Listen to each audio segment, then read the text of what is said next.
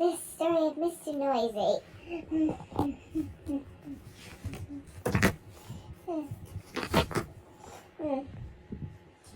Mr. Noisy was a very, very noisy person.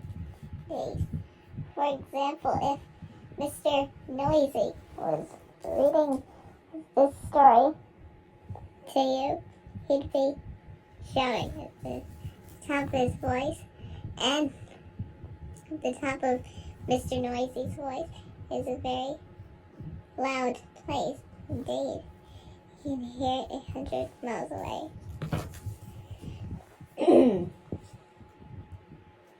For example, when most people sneeze, you can hear that in the next room, but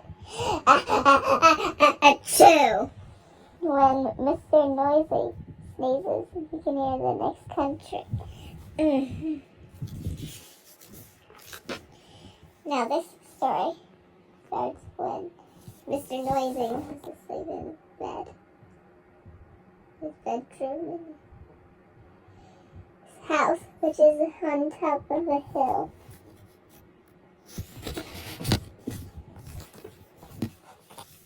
He was snoring and this you can well imagine when Mr. Noisy snores. That is a snore worth hearing. It sounds like an elephant snore.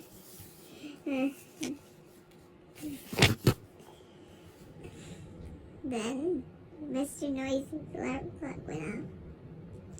Mr. Noisy's alarm clock sounds like no other alarm clock in the world. It sounds like fire engine. Mr. Noisy woke up, and so did all the people who lived in Wobbletown, which is at the bottom of Mr. Noisy's hill.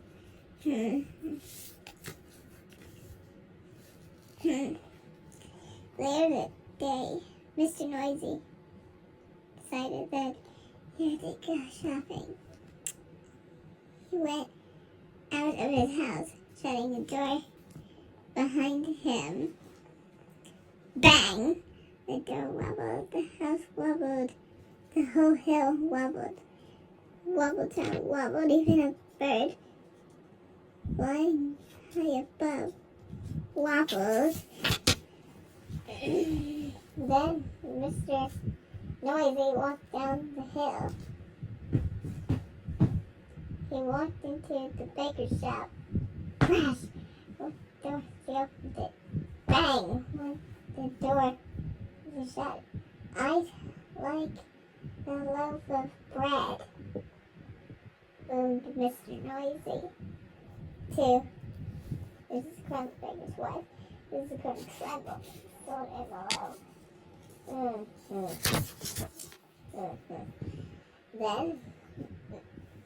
Then Mr. Noisy walked on the street to the butcher. Pop, pop, pop. He walked into the butcher shop. Crash! It went in the door. He opened it. Bang! Went the door shut. I'd like a piece of meat, boomed Mr. Noisy to Mr. Bacon the butcher. Mr. Bacon trembled and sold him some meat.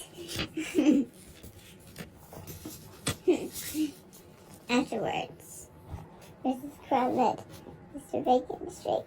We really must do something about Mr. Noisy being so noisy, she said. Absolutely, replied Mr. Bacon. But what?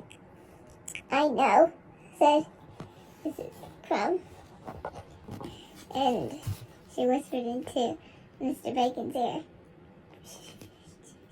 Mr. Bacon smiled a small smile which grew to a broad grin. Mrs. Crumb said, I think you have the answer to it.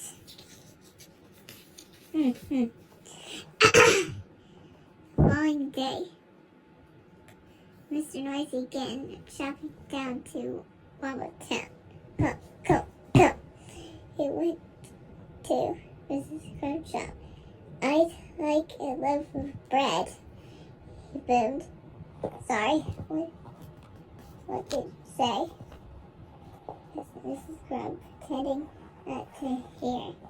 I'd like a loaf of bread, Mr. Noisy shouted. Sorry, said Mrs. Crumb, putting her hand to her ear. Can you speak up, please? I'd like a loaf of bread, roared Mr. Noisy. Can't hear you, Mrs. Crumb. Mr. Noisy gave up and went out.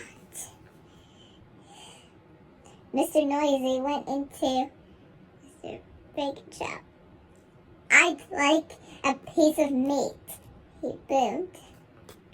Mr. Bacon pretended not to notice. I'd like a piece of meat, Mr. Noisy shouted. Did you say something, Mr. Bacon? I said I'd like a piece of meat, roared Mr. Noisy. Pardon, said Mr. Bacon. Mr. Noisy gave up and went out. Went to bed hungry.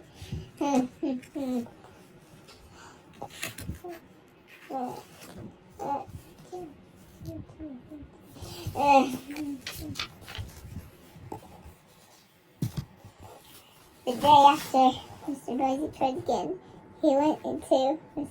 Crumb's shop. I'd like a loaf of bread, he boomed. It what, Mrs. Crumb? Mr. Noisy started shouting in a very tough voice. I'd like a loaf of... Then he stopped. And he thought. And he said quietly, I'd like a loaf of bread, please, Mrs. Crumb. Mrs. Crumb certainly said. Then Mr. Noisy went to Mr. Bacon's shop. I'd like a piece of meat. He went, did you say something, Mrs. Bacon? Yes, I did, shouted Mr. Noisy. Very tough voice. I said I'd like a... Stopped. They said quietly, I'd like a piece of meat. Mr. Bacon. It's not a pleasure, he said. So carrying his bread this week, Mr. Noisy set off home up the hill. Pop, pop, pop. They stopped and he said, do you know what he did? Tiptoed. A tiptoe was something Mr. Noisy tried before. It was fun.